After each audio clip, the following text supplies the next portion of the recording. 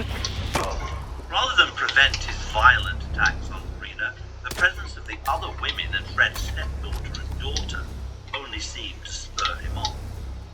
Finally deciding that enough was enough, Rena and Issa fled, returning to Scotland for a time with Rena's lover, while the children stayed with Fred. Tragically, Rena would go back to Fred once again, despite the fact that he was now openly sleeping with Anna, who, unbeknownst to Rena, was pregnant with his child.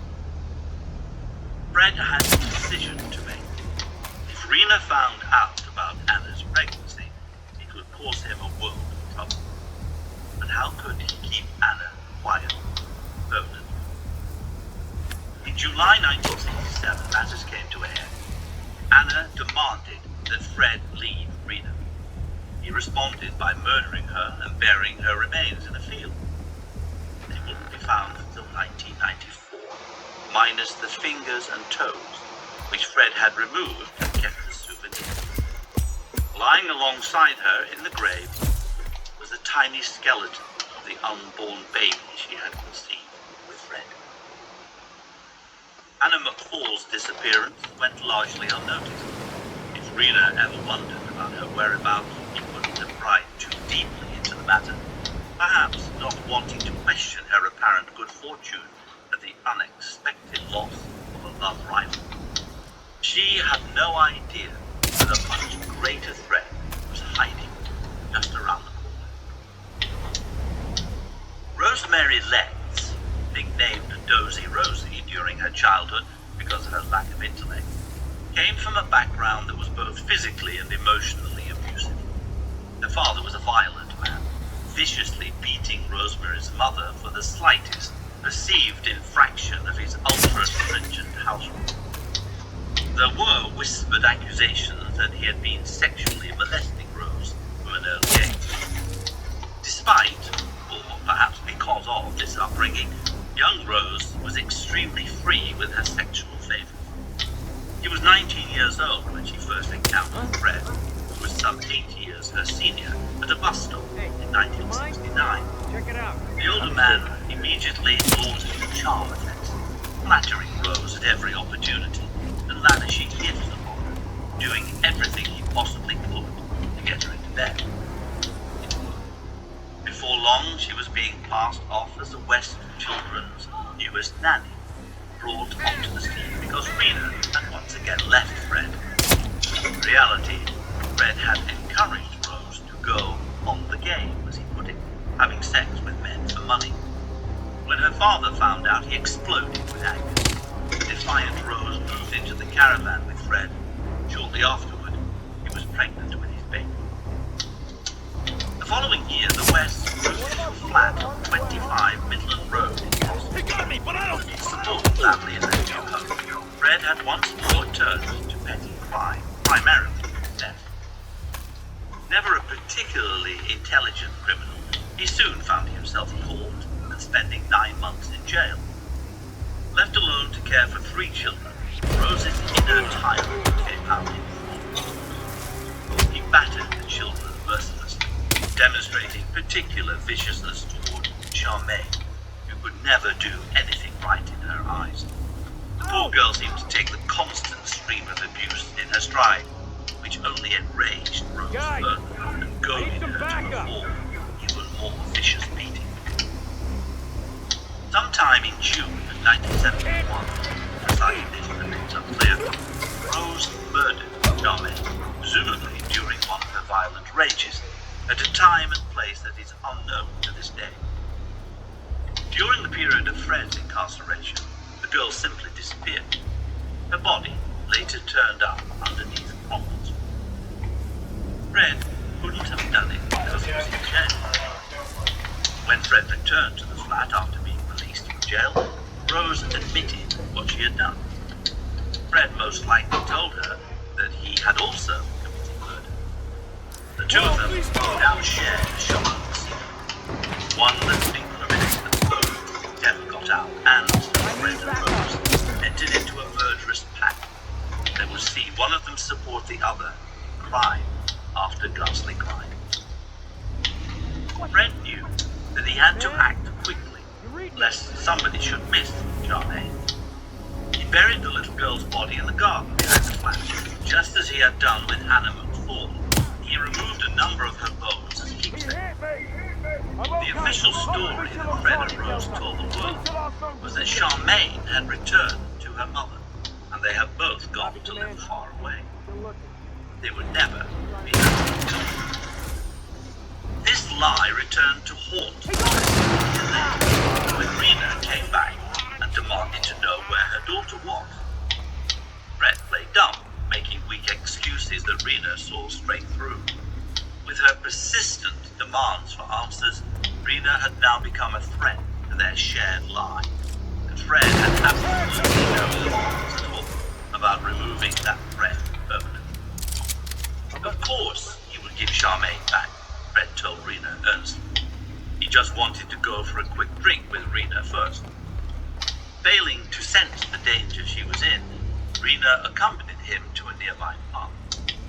Fred bought her drink after drink, making sure to keep enough control over his own drinking to leave him sober enough to carry out what he meant to do next.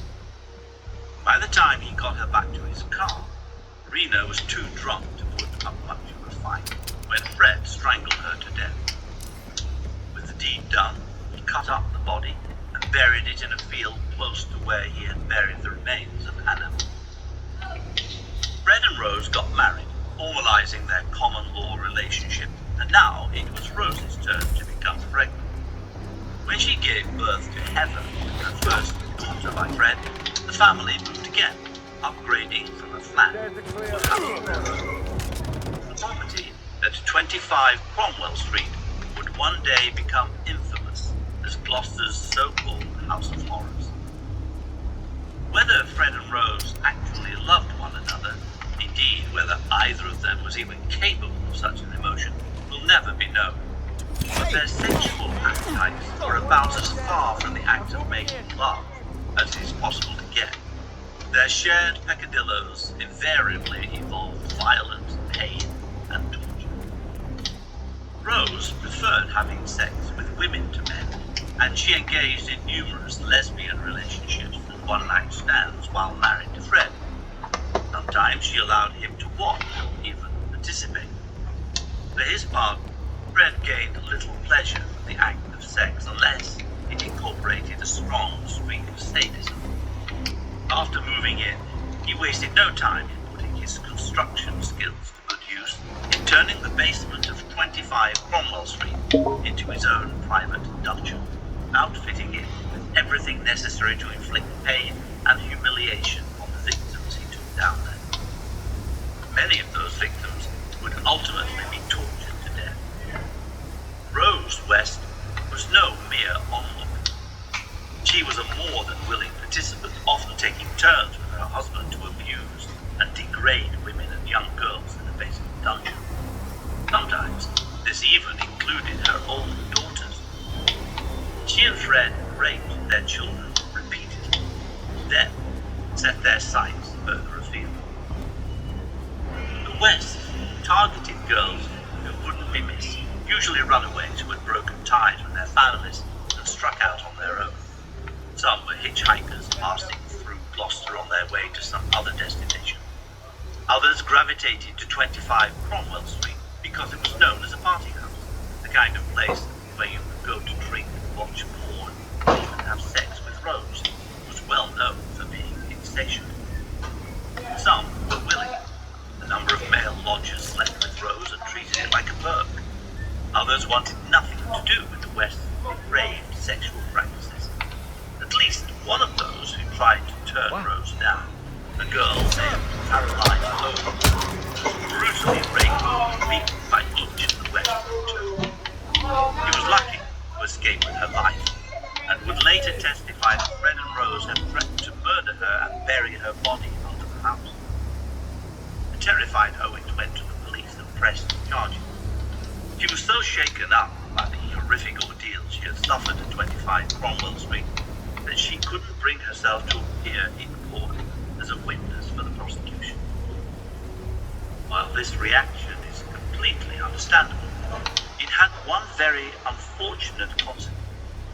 Despite Being charged with multiple offences of a sexual and violent nature, the Wests were able to plead the charges down significantly, walking out of court with just a small fine. They were free to abduct, rape, and kill again. With Caroline Owens now gone and effectively untouchable, Fred and Rose turned their attention to other vulnerable girls. Their next target was Linda Goff, a free-spirited 19-year-old girl who had caught their eye after having flings with a number of the male lodgers at 25 Cromwell Street.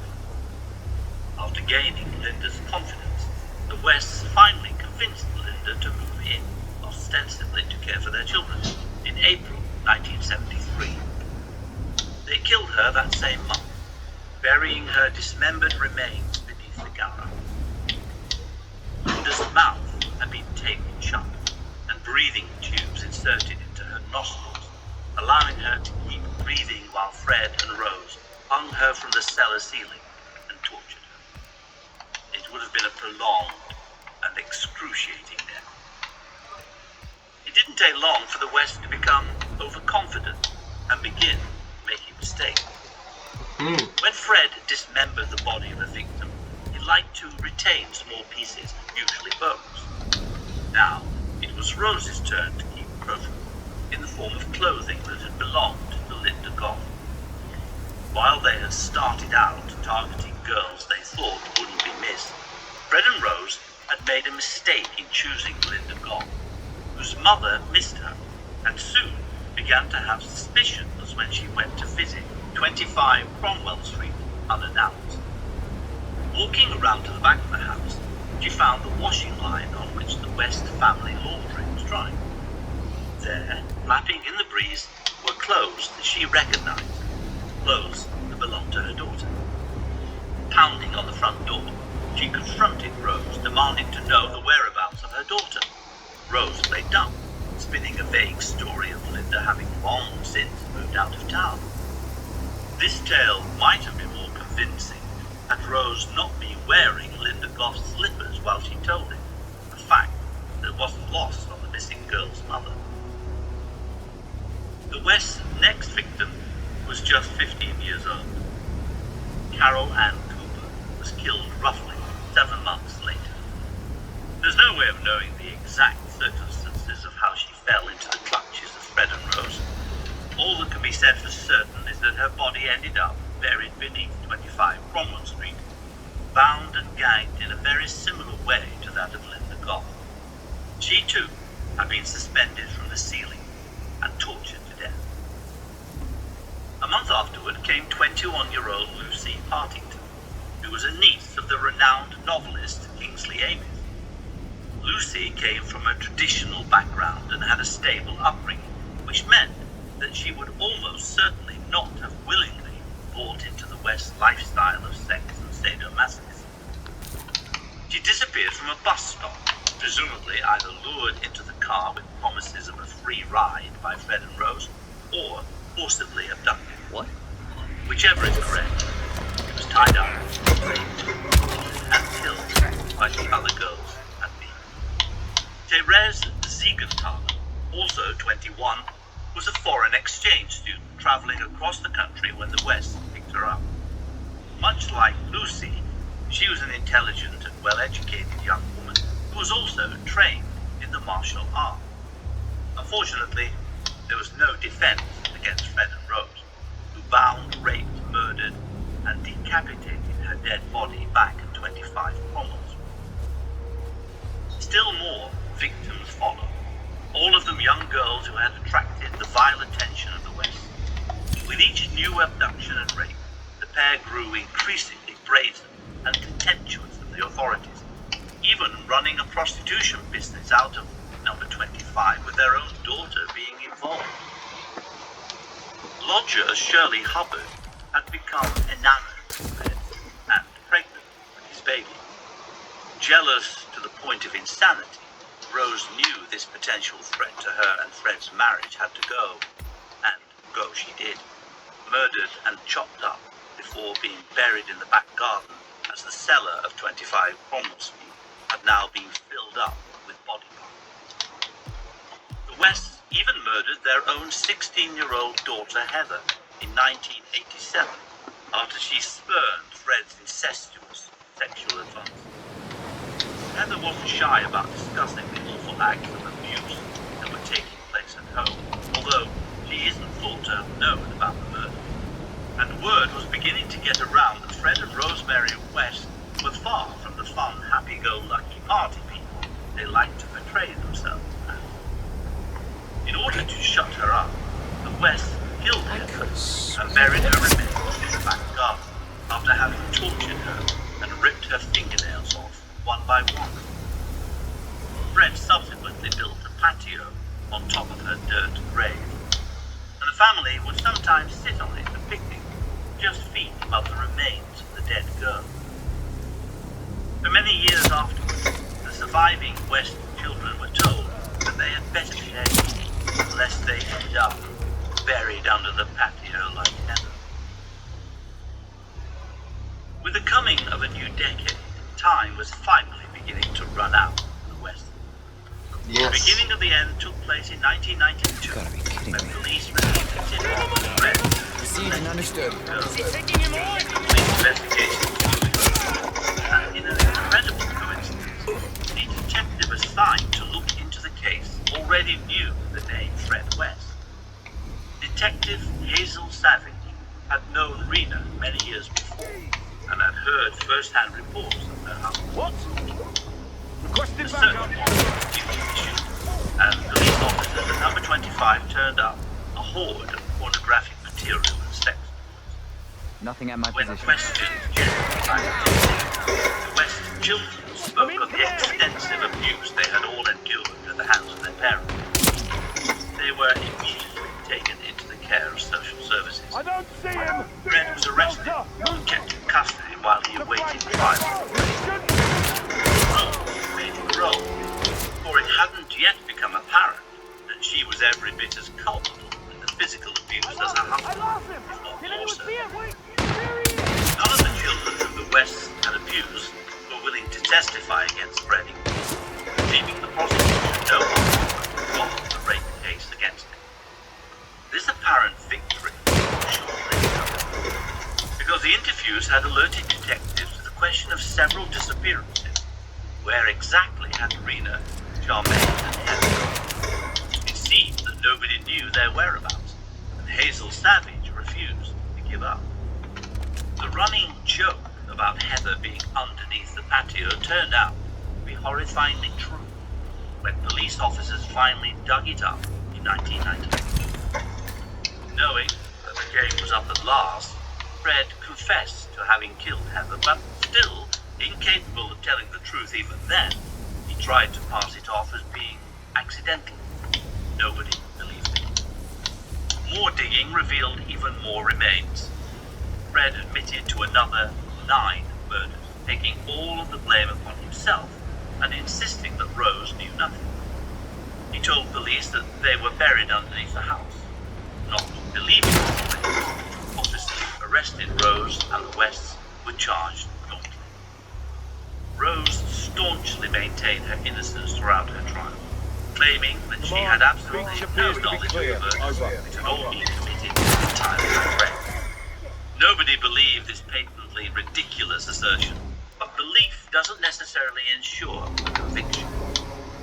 There was a significant flaw in Rose's protestation, however.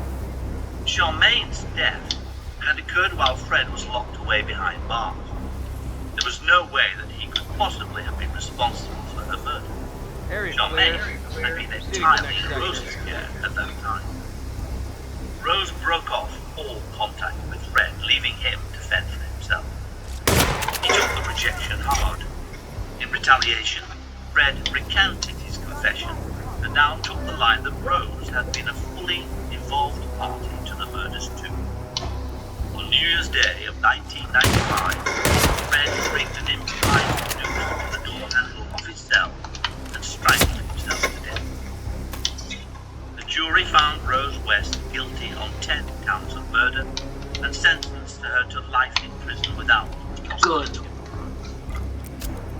Analyzing the case today, we are forced to wonder whether the 12 confirmed West murders just the tip of the iceberg.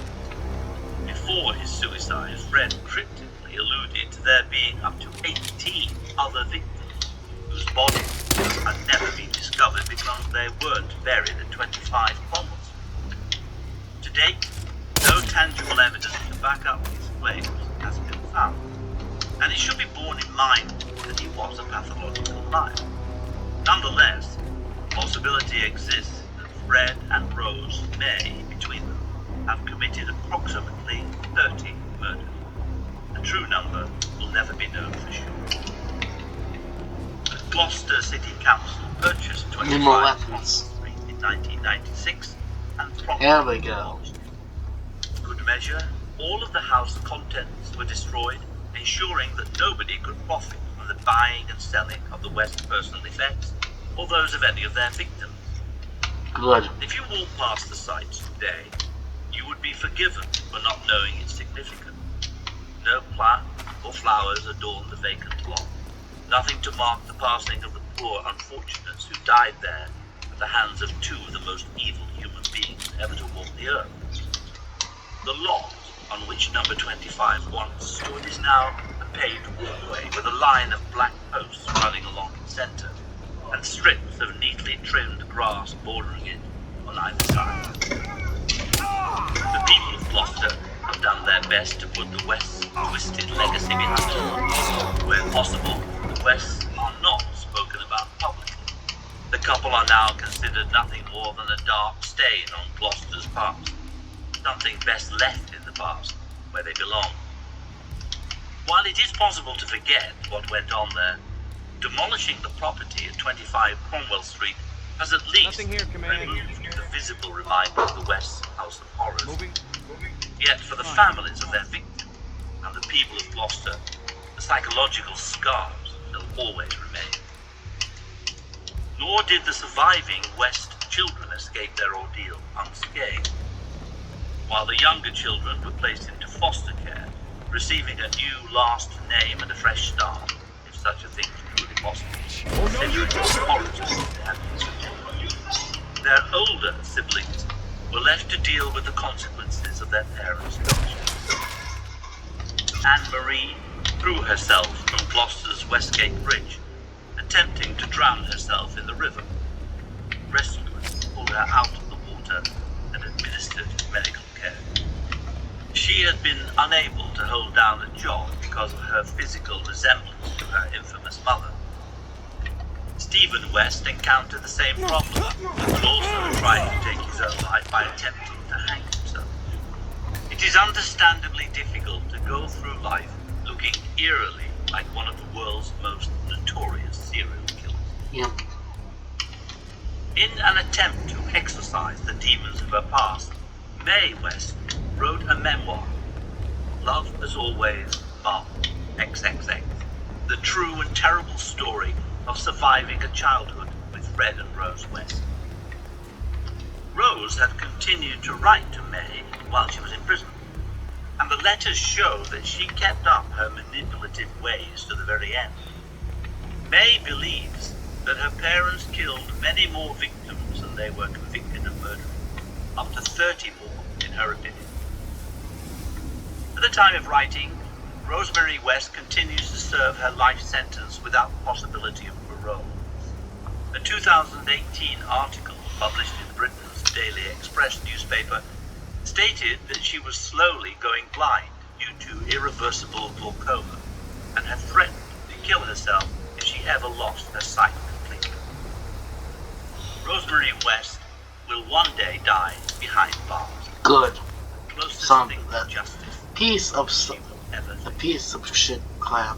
Some bitch needs to die. Clowns can get away with murder. John Wayne Gacy. Yep, I know that one. Observed Killed John Wayne Gacy killed 31 men, as a when, killer. and then he was sentenced, and then the police went. His owner, running his own construction The police had a in Cook County, Illinois, during the 1970s. the police had a search warrant for his house because they saw that there was blood or snow on him Socially when he got to the police active, station. also So doubted they local asked for a search warrant, creating an alter ego, where it. a clown came by from turns from to go. from the judge shooting search John Gacy's house. That's how they found all the victims. Well, and John Gacy told them how he killed them, how he had them under his house. But at first he was saying that his neighbor killed him or something like that. That the man with whom she was posing for a picture was responsible for the brutal murders. John Gacy is a killer clown. He uses identity for murder. And for his last meal, you're a what? As with many serial killers, he suffered at the hands of an alcoholic, abusive father who belittled and demeaned his son on a constant basis. Gacy Sr. would drink heavily and then batter his wife and, when he felt like it, his children. For the young John Gacy, emotional trauma set in at an early age.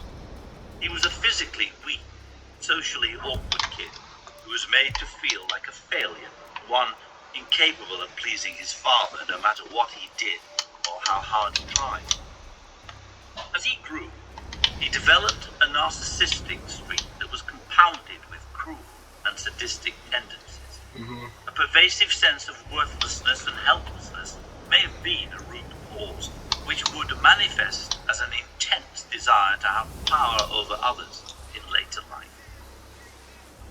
Despite being married with children, the 25-year-old John Gacy's homosexual tendencies landed him in trouble with the law when he sexually molested a 15-year-old boy in 1967.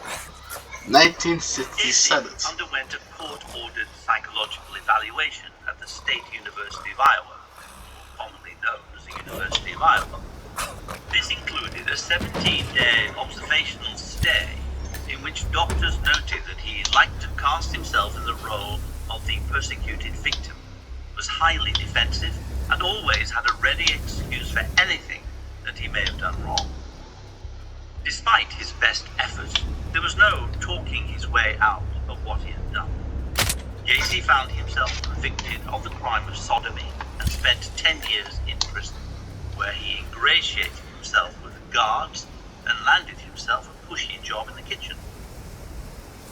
Due to his good behavior, Gacy was granted early release and went to Chicago to move in with his mother. While he was incarcerated, his wife had divorced him, taking the children and all of their possessions. A string of homosexual encounters took place, and Gacy showed an interest in handcuffing and physically abusing the young men he picked up, laying the groundwork for what was soon to come. Although he remarried, Gacy didn't let it detract from his interest in men. Unfortunately, he wouldn't be satisfied with sadistic sex for long. Good afternoon, 47. On January Your 3rd, target is media 1972, personality Bartholomew Gacy picked up a Argus. 15-year-old The charismatic boy musician-turned-film star is at the epicenter of a drugs and weapons investigation in the UK and the subject of an Interpol arrest warrant. Gacy The killed target has four gone of his other underground, victims leaving by his former strangulation. business partners and infamous London gangster Tommy the Hammer Stokes to take the blame. Gacy We found have learned that the himself target is standing lying low in over the Sapienza body as a guest with of a Dino slit Bosco, knife in hand. and this represents an After ideal he window composed of himself, opportunity to he realized that engage. the body would The need clock to be is ticking, disposed of. 47. Good The luck. solution seemed obvious, particularly to Damn somebody sure why before I who got money's house business. was heated. Going down to the crawl space that ran underneath the house, Let's get that shit done. Gacy dug a shallow grave and dragged Timothy McCoy's remains into it. When the grave A had been small covered up island. and the blood had been cleaned up, it suddenly struck him he had quite literally gotten away with murder. John Wayne Gacy, like, I've got this trick. You want to see it? John Wayne Gacy dangled a set of handcuffs. Why don't you go full? I'm gonna go blink because this it's in Italian. This is Italy. You gotta be full green. I wanna be full green for Italy. Whether impaired by drugs, drunk on liquor, or simply seduced by the charismatic Gacy's charm and flattery, the end result was always the same. What had started out as apparently harmless fun and games was suddenly Good evening, twisted 47. into a nightmare. Intercepts have placed members of the target's entourage in Sapienza, Gacy and had this a may type lead you to the target like young himself. men. The chaos of Or Bosco's also epic film production will, no Use all doubt, smiles provide and cover sweetness for at your first. infiltration, Once and, the I'm cuffs were sure, off, a number of opportunities to engage him. Good hunting, Gacy derived 47. a great pleasure from inflicting pain on his victims. The fact that they were restrained and utterly helpless only served to excite him.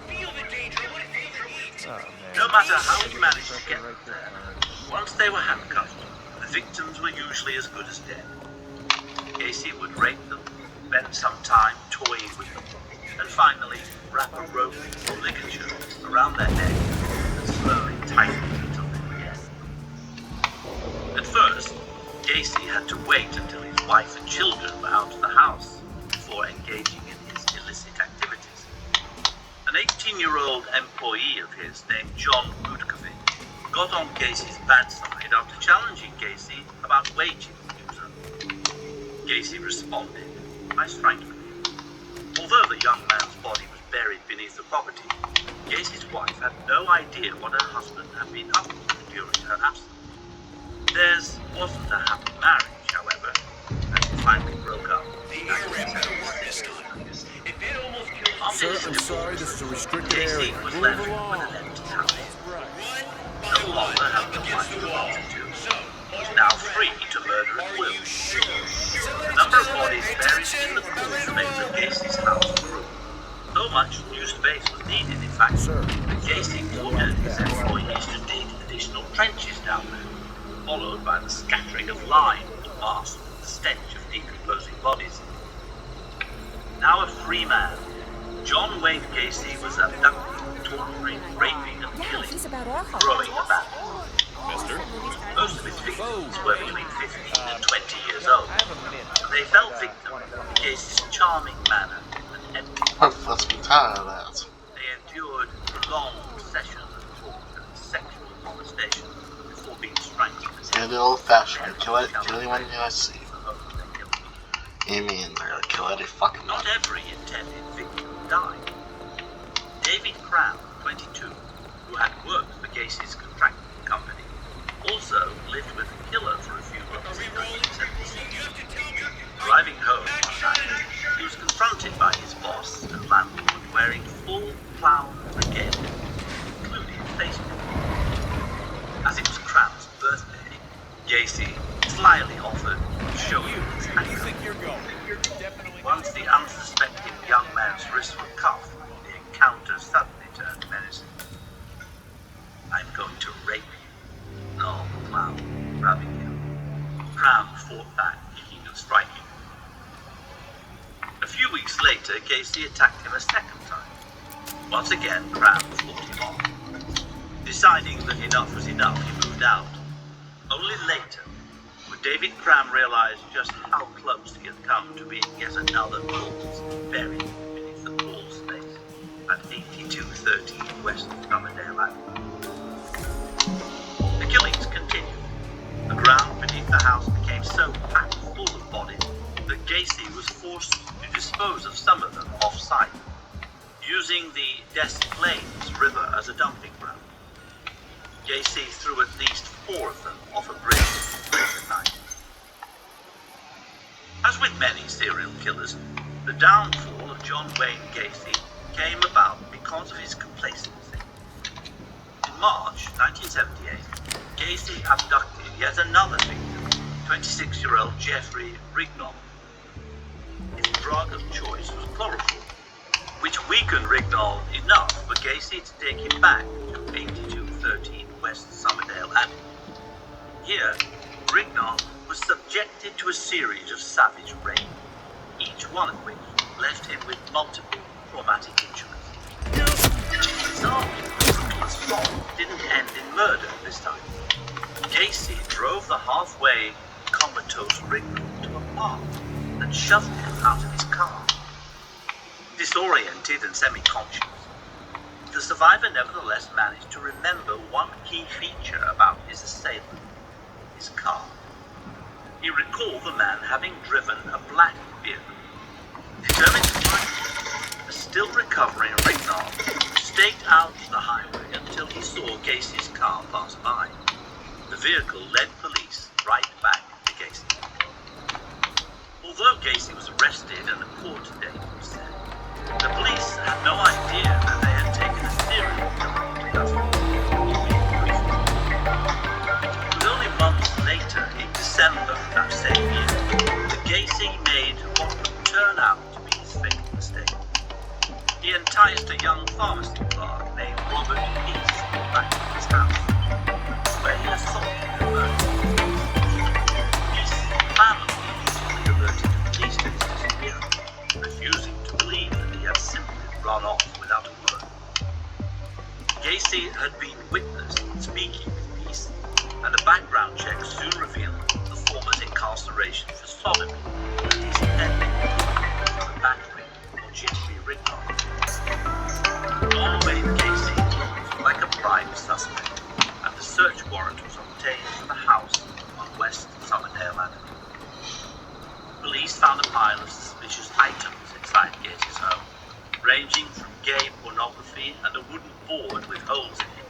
This was used to restrain the hands of Gacy's victims, to jewelry and driver's licenses belonging to a number of young men, most of whom had disappeared under mysterious circumstances. What the police officers found down in the crawl space beneath the house horrified them. After a lengthy investigation, 29 more bodies would be found on Gacy's property. The river yielded more.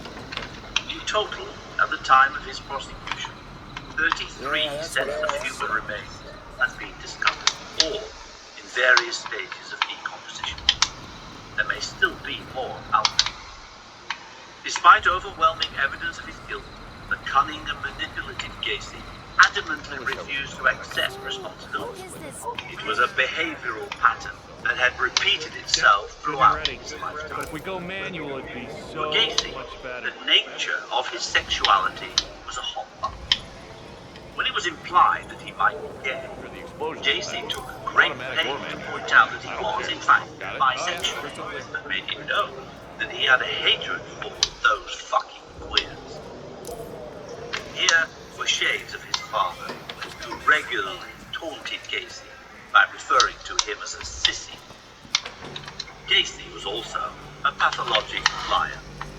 When confronted by detectives, Gacy insisted that he had never physically attacked anyone. He was too weak to overpower him. The result of the claim, a debilitating heart condition. In fact, the very idea that he had murdered his mother, he prayed by everyone. They were guilty. As picnics went, it was the bad one. He had provided his jailers with a very specific list of requests. Several pieces of Kentucky Fried Chicken, a side of fries, strawberries, and a large Diet Coke. Wash it all down. Prisoners at Illinois' Stateville Correctional Center usually didn't eat this well, but today was an exception. The condemned man was about to eat his final meal. Prayers came next. One can only wonder how easy it was for the priest to offer absolution, knowing that the man had been sentenced to death for the vicious murders of 33 victims. After 14 years of death row, John Wayne Gacy was about to meet his mate. This wasn't exactly it normally took about 10 minutes to enter life in the prison, but in Gacy's case, it would take almost twice that long. Gacy was strapped down onto a gurney and a needle inserted into his arm. When the order to carry out sentencing was given, the lethal injection machine was switched on. Once the IV line was opened up, 3 drugs would be used to end Gacy. The first, sodium pentothal, into a coma, which he would never wake up. The problem came when the second had plutonium. It began to solidify inside the IV tubing, turning it into a kind of sludge. Officials were forced to switch out the tubing for a fresh step, allowing the medication to flow once more and paralyze Gacy's muscles, including those used for breathing. Seconds after Gacy took his last breath, a large bolus of potassium stopped his heart from beating, finally ending the life of a man who had cut short those of so many others. His final words were, "Kiss my ass." The I-70 Strangler, Herbert Baumeister. All married couples have their secrets. For some, they are relatively minor vices and indiscretions. The tendency to spend a little too much money on a credit card, for example, or surfing pornographic websites when one's spouse isn't around. But some people take it to an entirely different level. Herb Baumeister's secret was a terrible thing. He was a serial killer, Yeah, to ride this morning. responsible for cutting the lives of many young men tragically short. By their very nature, all serial killers lead a secret life. Being naturally charming and charismatic, many of them slip in and out of the facade of normal, everyday living with great ease. On the surface, all seems normal, sometimes perfect, but lurking beneath the surface is something altogether evil. To all outward appearances, the Baumeisters looked like the perfect American family. Herb and his wife Julie made a prosperous living, operating a small chain of thrift stores in the Indianapolis area.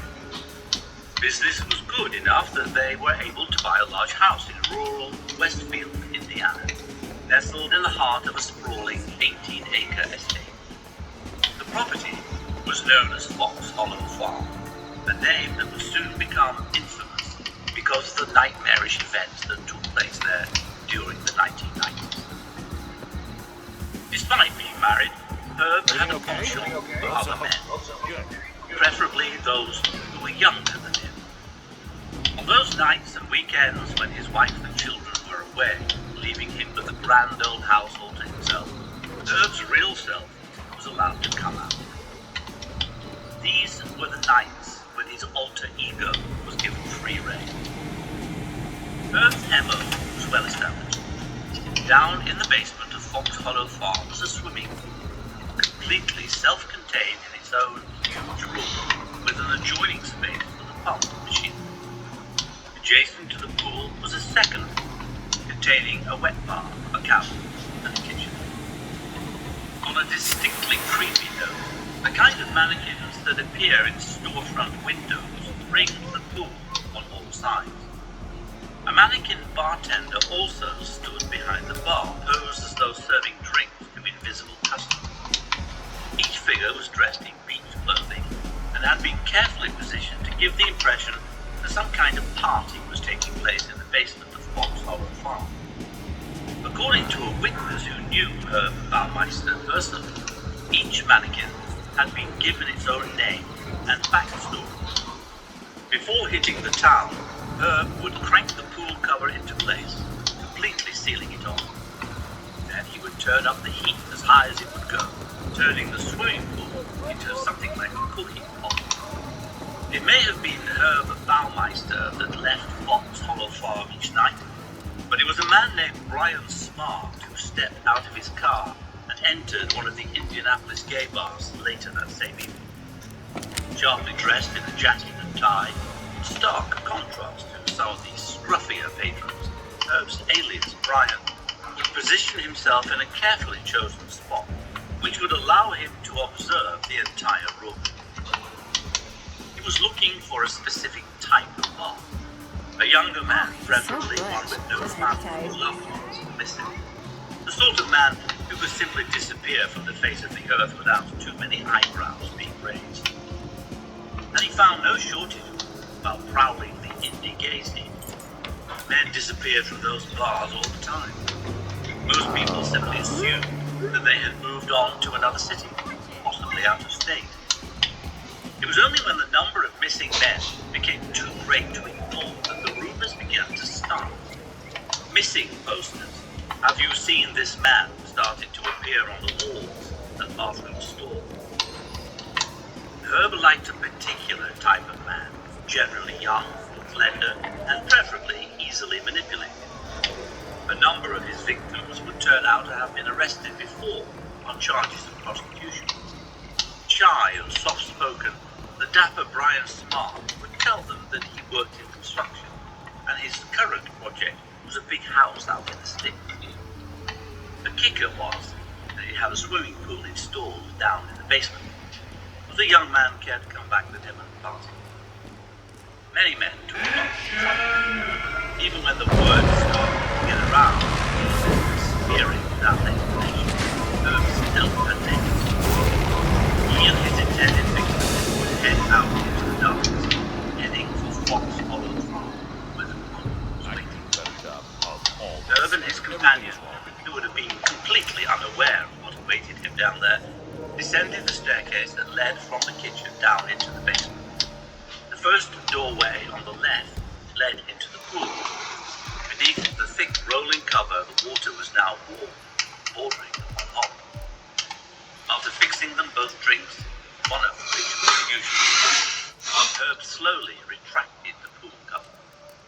Then he opened up the doors to the outside world, letting in the cool night air.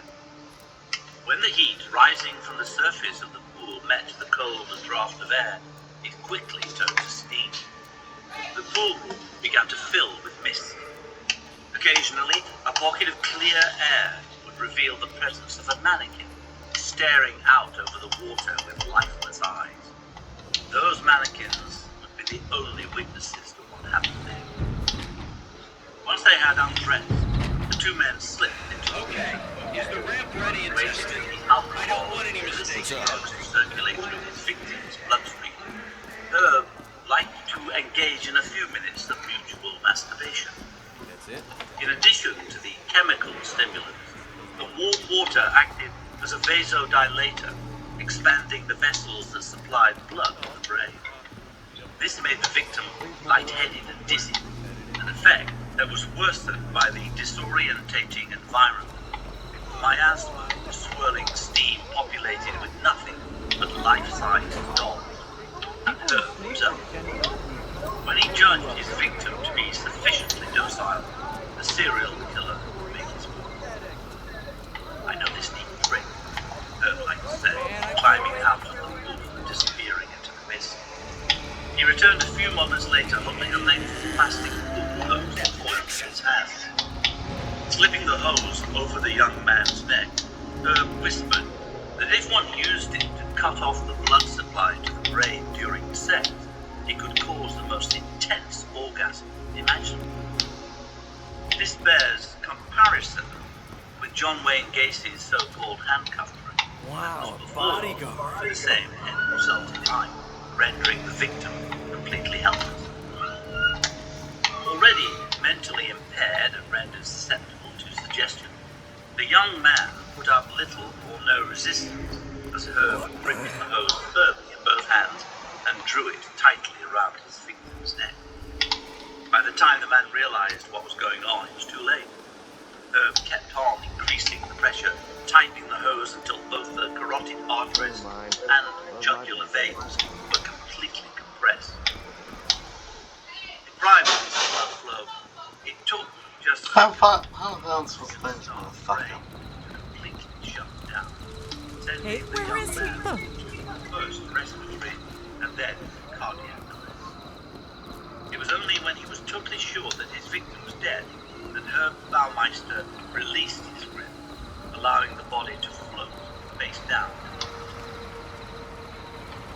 Some have theorized that the first time he tried autoerotic asphyxiation on a partner, Herb went too far without meaning to, resulting in the young man's accidental death rather than Tight intentional. security, man. Good to know. While we will never know the truth for certain, later discoveries would make this seem unlikely. Before his wife and kids came home, Herb knew that he had to dispose of the body. After dragging it out into the woods at the back of the house, he went to one of two disposal sites, or burn piles. There the corpse would be doused with gasoline and set on fire in an attempt to destroy the evidence. Some would be dismembered either partially or completely. He experimented with several ways of concealing his grisly crime. Many serial killers like to bury their victims, the ultimate example of out of sight, out of mind. Baumeister was unusual in this respect.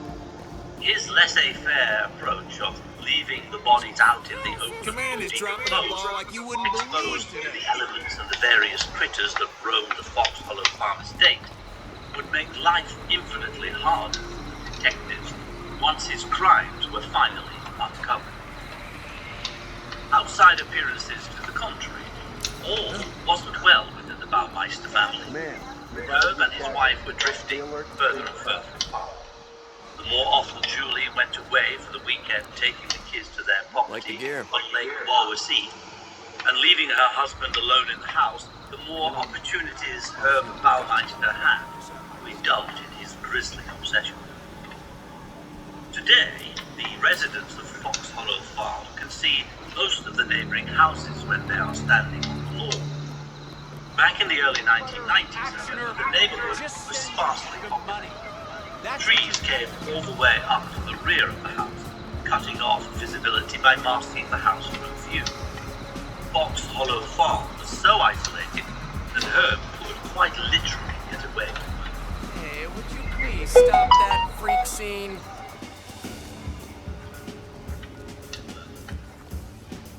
As his already delicate emotional state continued to unravel, Herb's sloppy mistakes began to stack up.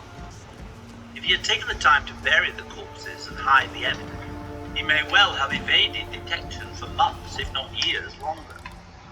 Had he simply gotten complacent, taking it for granted that nobody would ever venture out into the trees behind the house? Or did he have a subconscious desire to be caught in order to bring the massive charade he was living to an end? No matter what the answer, events were beginning to spiral far out of his control. Making a clumsy mistake, Herb had allowed one of his victims, a man with the pseudonym of Tony Harris, to live. Harris subsequently fled to Fox Hollow and went to the authorities, claiming that he had been in the presence of a murderer, narrowly escaping with his life. Be careful out there. Where once he had gone to great lengths to target only those men whose absence might escape notice, Herb's usually keen sense of judgment misfired on at least one occasion. He murdered a victim who had a mother who cared greatly. So much so, in fact, that she went to a private investigator named Virgil Vandergrift in the hope of tracking down her missing son. Vandergrift, a retired law enforcement officer with many years of experience, soon caught on to the fact that many men had disappeared without a trace from the Indianapolis area. Missing men private investigator began to suspect it might be mysterious. When Vandergrift and Harris finally met, two significant pieces of the jigsaw Dedicated, man. Good job. Vandergrift patiently listened to the escapee's story, making notes as the man talked. Slowly, the picture of a man named Brian Smart began to emerge. Vandergrift's ears pricked up when Harris claimed to have been driven to an estate that went by the name of something farm, which he had noticed flashed by on the custom-made sign at the end of a very long drive. At the end of the second, Harris claimed, Smart had choked him to the point of near total asphyxiation. He'd only survived by temporarily playing dead, allowing his body to go limp until Smart had eased up pressure on his neck. At the end of a long and disturbing evening, Harris claimed that he somehow managed to talk Smart into driving his home again. Assuming this was true, Tony Harris may well be the only man to ever escape the clutches of serial killers, come to be known as the I-7 Strike. There was no equivalent of Google Earth or any similar kind of mapping software available at that time, so Harris hit the road, driving along the highway in the lane. Eyes open! All that he had to go on was a dim recollection of the general area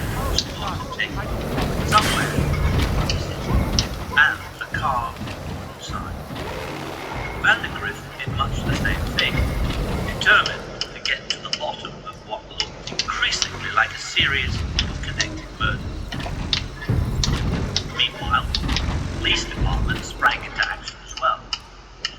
Under the supervision of Detective Mary Wilson, undercover officers were posted to various gay bars and hangouts throughout Indianapolis. Yet months went by without a sign of anybody fitting the description of Brian Smart. Finally, their patience was rewarded. Smart turned up at the same gay club as Tony Harris. The two men chatted amicably, but Harris didn't end up leaving. But he was able to obtain Brian Smart's license plate number. Wait a minute. He was just afraid that detectives Wilson had tried. License plate registration I'm sorry. whose primary place of residence was in West Wingfield of Indianapolis. His name was Fox Hollow Farm. Just like that, the Brian Smart cover identity faded away. When Detective Wilson approached him, Herb Baumeister was less than calm. No, he would not commit search out for any sign of missing men and looking for not that warrant at any rate. Neither Herb nor his wife would allow law enforcement officers access to Fox Hollow. No warrant was forthcoming, leaving the investigation temporarily indicted. Yet Julie Baumeister had good reason to doubt her husband's glib attempts to reassure her that everything was going to be fine. She had never been able to forget a strange incident that had taken place the year before, when her son had found what appeared to be a human skull in the woods behind their home. After venturing out there to see for herself, she was shocked to discover more bones scattered haphazardly across the ground. As soon as her husband returned home, he wasted no time in confronting him. Rather than confess to any wrongdoing, Herb Payday blindly next week. dismissed the macabre find, claiming that it was nothing more than his father's old training skeleton from his days at medical school. It was certainly nothing worth worrying about, he said. She remembered this now that the police wanted to search her house. Over the space of the next 6 months, Herb's emotional state deteriorated, and with it so did the Baumeister marriage. Sensing that the net was closing in on him, Excuse me. Herb I think I became found a increasingly very desperate dangerous weapon. and unfit. Try not to get in my way. Finally, Yep. Julie had a change of heart and decided to allow detectives unfettered access to Fox Hollow Farm. What they found there was nothing short of horrifying. Just a few feet into the tree line at the back of the house, they found the first bone. Mary Wilson and her colleagues could tell immediately these were no animals. They were human. Many were fragmentary in nature, broken up and chipped. Most showed charring and other signs of having been burned and crushed. By the look of things, the killer had made at least a half-hearted attempt to dispose of the evidence. But the fact remained that the further back the police officers went, the more the woods began to look like a charnel. As the search went on, one of the police officers tripped over what turned out to be a dismembered human foot. Forensic experts were brought in to confirm what Detective Wilson and her fellow officer, Sergeant Ken Whistler, already suspected. They had finally stumbled upon the remains of the missing men. There were so many bones and associated fragments, in fact, that a small army of first responders had to be brought in to collect them. By the time they were done, thousands had been gathered, ranging from tiny pieces smaller than a fingernail up to fully intact bones. Gathering them all would take weeks of back-breaking, painstaking work. Just when they thought the job was done, another horrifying discovery was made. The boundary between Fox Hollow and the neighboring estate was marked by a waterlogged drainage ditch. It too was littered with bones. They ran all the way down the side of the ditch. Only now did investigators begin to comprehend the true extent of the crimes that had been committed at Fox Hollow. Along with the bones themselves, the searchers also found pairs of handcuffs. All of the evidence pointed squarely to one man, Herb Baumeister. Fully aware of what the police would find when they finally set foot in the woods on his property, Herb had no choice but to accept that the game was finally up. Taking minimal belongings with him, he fled the Canadian border. After a long day and night of driving, Herb stopped his car underneath a bridge to take a nap. He was woken up by the sound of a police officer tapping on the window. Claims have been made that Herb liked to videotape his sexual escapades and the subsequent murders that followed.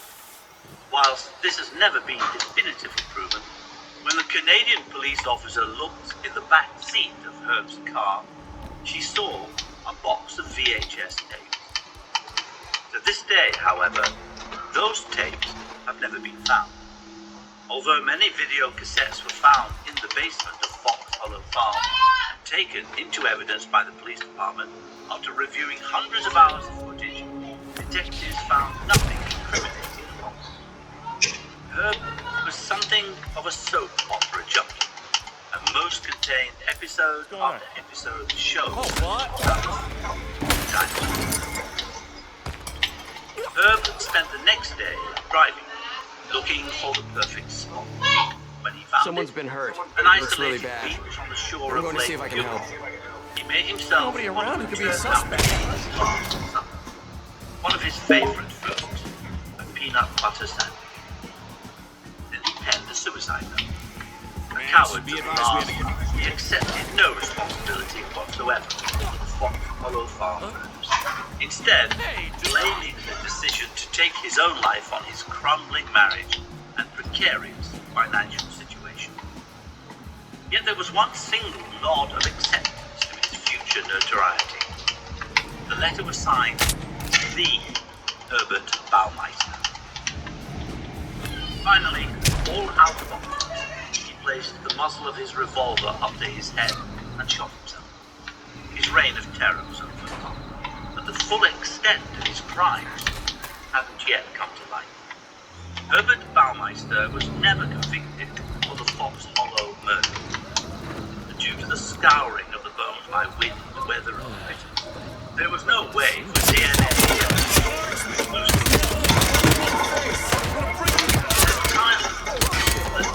if he had chosen to remain alive and brazen it out, he might never have been found guilty at all. Herb would declare total ignorance and even the testimony of Tony Harris. Okay, well that's... It's unquestionable Game will fucking do it. how it was possible for Herb's spouse to have been so oblivious to the horrific things that were going on at Fox Hollow Farm. So unaware of the kind of man her husband really was.